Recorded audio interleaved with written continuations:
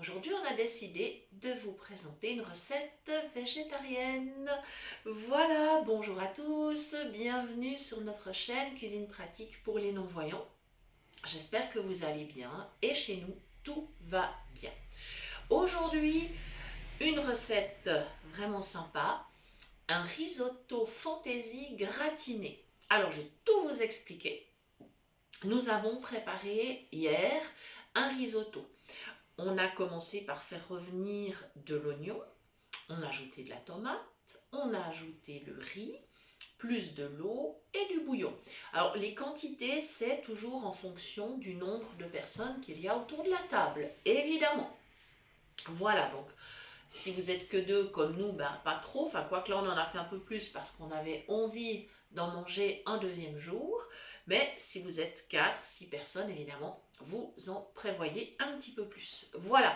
Et ensuite alors la fantaisie, eh bien vous savez que le risotto ça permet beaucoup de liberté, eh bien c'est qu'on a rajouté des poivrons et des capres. Voilà. Ce sont des goûts qu'on aime particulièrement. Au niveau de l'assaisonnement, un risotto, vous pouvez aussi évidemment lui rajouter de l'ail, vous pouvez partir sur des saveurs type paprika, ou alors en été avec des petites herbes, pourquoi pas du basilic, du thym, voilà, les goûts que vous aimez. Essayez de pas tout mélanger à la fois, sinon le résultat sera pas terrible. Mais disons que bien des fantaisies sont possibles. Voilà, et on peut incorporer dans un risotto plein de sortes de légumes. Vraiment, les légumes s'y prêtent parfaitement. Ça apporte aussi du moelleux. C'est ça qui est important. Il faut faire attention, le cuire quand même tranquillement, qu'il puisse mijoter et rester bien moelleux. Et notre petit plus, c'est qu'on rajoute toujours un petit peu de vin blanc à la fin. Voilà, ce qui lui donne encore un petit goût fort sympathique. Voilà, et nous on a l'habitude de poivrer ensuite plutôt à table. Donc aujourd'hui, ce risotto, on va le mettre dans un plat à gratin, enfin il y est déjà d'ailleurs, voilà. Et puis on a préparé de la mozzarella, voilà, j'ai 2 boules de mozzarella, parce qu'on est gourmand, voilà, donc on a évidemment envie qu'il y en ait suffisamment, et tout simplement, elles sont dans l'assiette, je vais commencer à couper, je vais faire des tranches, tout simplement, et après je ferai des petits cubes. Voilà, donc c'est tout facile. Une fois qu'elle est coupée, je la tourne dans l'autre sens. Et je repars dans l'autre sens en faisant des petites tranches.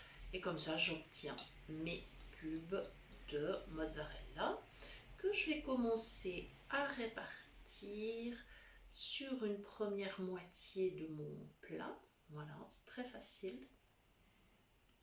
Voilà, alors évidemment, on peut utiliser diverses sortes de fromages, hein, si vous souhaitez plutôt un parmesan ou pourquoi pas un gorgonzola à la crème, ou alors plus classique avec un gruyère, un emmental, enfin vous avez le choix. Après vous avez des fromages qui fondent extrêmement bien comme le maroilles, le vieux pané.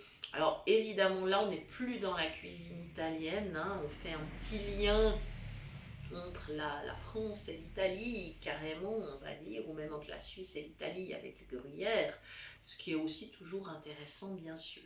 Voilà, je suis en train de préparer la deuxième boule de mozzarella.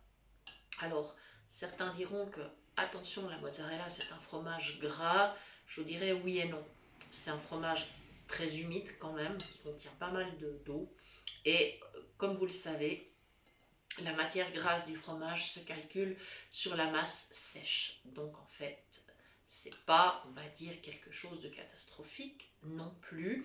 Et dans ce plat-là, de toute façon, ben, cette mozzarella, elle va apporter des protéines. Elle n'apportera pas que du gras, mais des protéines. Voilà, comme ceci. Donc je suis toujours en train de la répartir. J'espère que ça joue. De toute façon, si je ne fais pas les choses comme il faut, mon mari va se manifester et ça me rendra service. Voilà, parce que lui, il a les yeux. Voilà. Mes petits cubes qui vont bien. Voilà. avec un reste de risotto. Vous voyez, c'est très vite préparé en fait ce gratin. Voilà, on peut le servir avec une belle salade. Voilà, j'ai tout mis, donc j'allais voir que j'ai réparti comme il faut. Moi, je crois que c'est pas mal. On peut le servir avec une belle salade en entrée ou une petite soupe de légumes, pourquoi pas.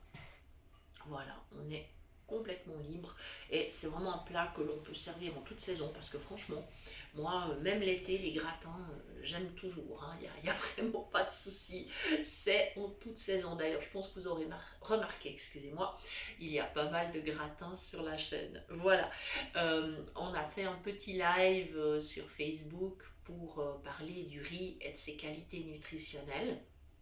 Vous allez donc pouvoir le retrouver sur notre page, la page qui porte le même nom que la chaîne. Et je vous remercie parce qu'effectivement, vous êtes nombreux à venir sur la page, à mettre des commentaires, des likes, et ça nous fait extrêmement plaisir. Donc, merci beaucoup.